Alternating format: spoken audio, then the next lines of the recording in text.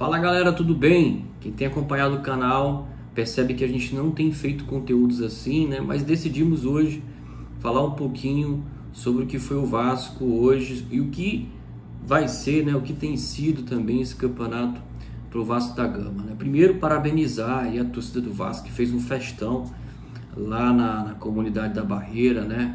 Dando uma resposta aí em alto nível para a Justiça do Rio, né? A torcida fez, encheu, né, a Barreira do Vasco, a comunidade lá de São Cristóvão, os arredores de São Januário. A torcida compareceu e fez muita festa, adultos, crianças, jovens, idosos, né, família, todos ali assistindo o jogo, curtindo samba, né, e assistindo o jogo do Vasco sem problema nenhum, né? Mostra aí que realmente 100 anos de São Januário e a justiça está sendo injusta com o Vasco da Gama hoje. Bom, sobre o jogo, tá? Bahia e Vasco da Gama 1-1, um empate amargo. Estava acompanhando o jogo e realmente, fica o sentimento de que o Vasco poderia ter vencido. Aquele lance em que o Payet dá uma assistência para a entrada da área, né, dentro da área do Bahia, e o Jair perde a oportunidade, né? Jair, que entrou no segundo tempo, perdeu o gol e logo em seguida foi expulso por atingir o jogador do Bahia com uma cotovelada. Achei justa a expulsão e fica a lamentação, né? Porque se o Jair faz o gol e vai expulso, pelo menos a gente conseguiria ter vencido com o gol do Jair, né? Entrou, contribuiu, prejudicou, mas ficaram os 3 pontos. O ruim é que ele entra, perde o gol e ainda vai expulso e nos deixa com um jogador ao menos para buscar pelo menos o gol a mais nos últimos minutos de jogo. O Vasco mais uma vez jogou de forma um pouco mais relaxada, né? Foi uma das partidas em que o Vasco mais afrouxou na marcação, e o Bahia chegou muito e jogou muito pelas laterais. Tanto prova que o gol do Bahia se ensaiou pela lateral lá esquerda do ataque do Bahia, ou seja, pela lateral direita, onde está improvisado o Robson Bambu, e foi por lá que saiu o gol, né? Outro ponto que o Vasco sentiu também foi a saída do Zé Gabriel, né? O Vasco perdeu o Zé Gabriel para esse jogo, um cara que tinha ali crescido muito nas últimas partidas. Não me agrada o jogador, mas cresceu muito nos últimos jogos, tem sido indispensável no meio campo do Vasco hoje, né? E aí obrigou o Ramon Dias a trazer o Medel, que vinha jogando muito bem na defesa, para a volância, e aí acabou que o Medel não teve o mesmo rendimento, né? Claro, meio campo hoje realmente requer muito fôlego, e talvez na idade que o Medel está, realmente falta um pouco mais de fôlego, né, de disposição para que ele possa aguentar firme na marcação durante 90 minutos. O fato é que o Vasco perdeu na linha defensiva e ficou mais exposto diante do Bahia, né?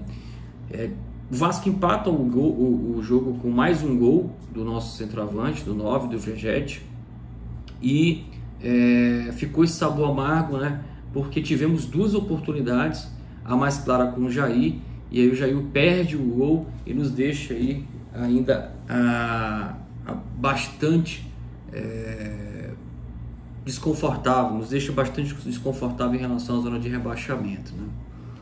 Nós temos aí, salvo engano, o Bahia, né, que é o primeiro clube fora da zona de rebaixamento, e era um jogo de confronto direto, né? Era um duelo realmente de 6 pontos. O Vasco empata, e aí diante do Bahia, 6 pontos disputados, o Vasco conquistou 1, né? Então mostra que o Vasco não pode levar isso como uma condição para esse segundo turno do campeonato, né? Tirando o próximo jogo, que é o clássico contra o Fluminense, que para mim aí é um jogo que o Vasco deveria ter realmente uma margem, né, para errar. O Vasco pega os próximos jogos confrontos diretos, né? O Vasco enfrenta o América, enfrenta o Santos, enfrenta o Curitiba. São 3 jogos de confronto direto, assim como foi contra o Bahia. O Vasco não pode mais vacilar. Chegamos num momento da competição que o Vasco não pode mais desperdiçar a chance de vencer. Até porque nessa competição a gente joga contra o Ministério Público, a gente joga contra o Tribunal de Justiça, a gente joga contra VAR, joga contra a arbitragem, e aí sim a gente joga contra o adversário.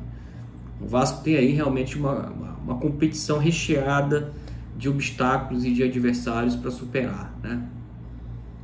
Diante do Fluminense, o Vasco deveria chegar com a condição realmente de poder empatar o jogo, né? Mas o Vasco chega para esse clássico com a obrigação de vencer, né? O Fluminense que venceu hoje diante do Fortaleza e conquistou 3 pontos importantes para lutar por mais uma vaga na Libertadores. Acho que o Fluminense hoje ocupa a 5ª colocação, né? E aí o Vasco vai para o próximo confronto com essa situação para superar. Além disso, o Vasco tem a indefinição do local do estádio, né? O Vasco teria o Maracanã como opção.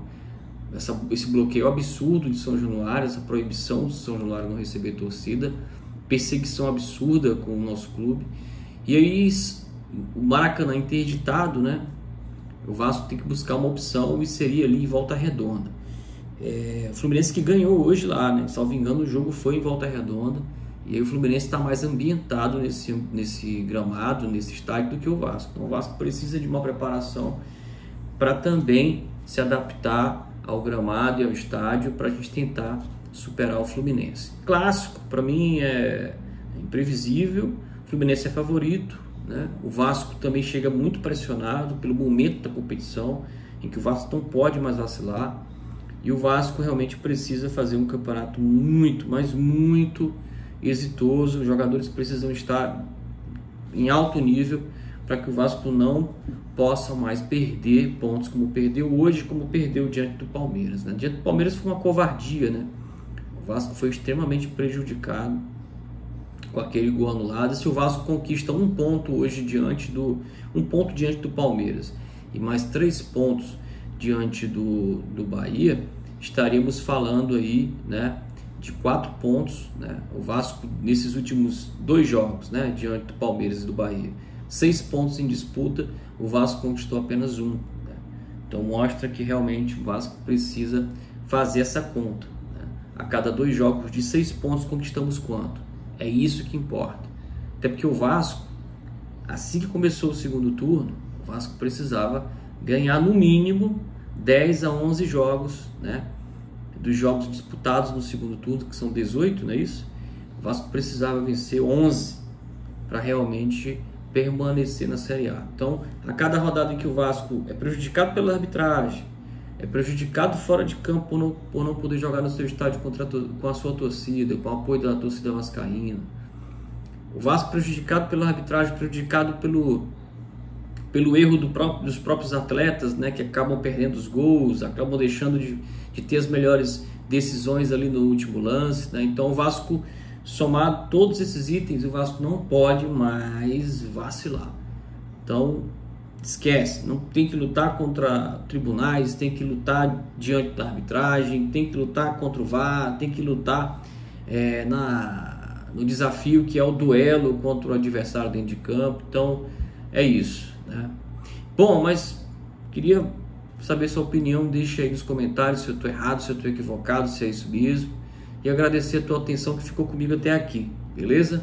Um abraço, fica com Deus e até mais.